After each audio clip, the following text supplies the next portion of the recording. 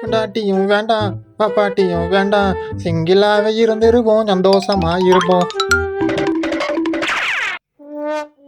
ஐயோ கேப்ப எதுக்கு இப்படி ஓடுதான்? நம்ம அண்ணன் கடையில் டீ கீ குடிச்சிருப்பான். செயின் செயின் தான் அதுட்டு ஓடுறியா?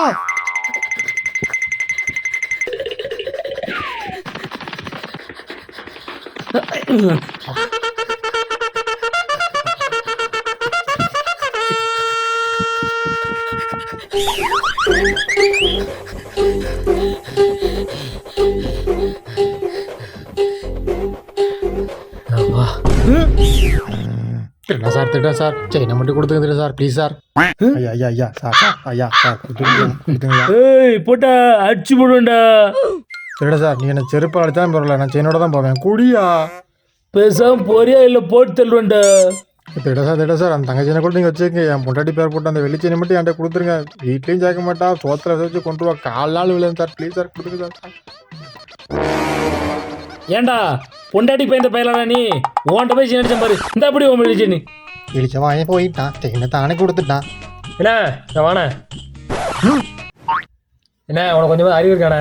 திருடனை பிடிச்சது இல்லாமல் கோல்டு செயினை கொடுத்துட்டு வெளிச்சனை வேண்டியதுக்கு அறிவு இருக்கானே உனக்கு? ஏழு தங்கச்செயினை கொடுத்து நான் என்ன உன்ன மாதிரி லூசு போயிலாம்? அதுவும் வெறும் 30 ரூபா கல்யாணிக்கு வரீங்களே. இது 3000 ரூபா வெள்ளி செயின்ல, 3000 பெருசா 30 பெருசா முட்டா பையல. சூப்பர்ண்ணே.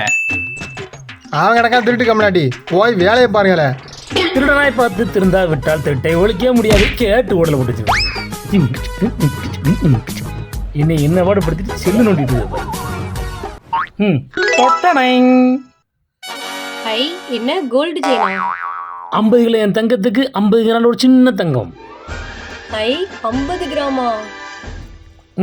ஆமா, அதான் உன் புருஷன் சாமர்த்தியம். என்ன தங்க மாதிரி தெரியலையே, கவரிங் மாதிரி எல்லாம் இருக்கு. என்ன லுக்கு? யோ, கவரிங் செயினை கொண்டு வந்து கொடுத்துட்டு கோல்டு செயின் நான் சொல்றேன். இனி வீட்டு பக்கமே வந்துடாத. இந்த 50 கிராம் செயின்.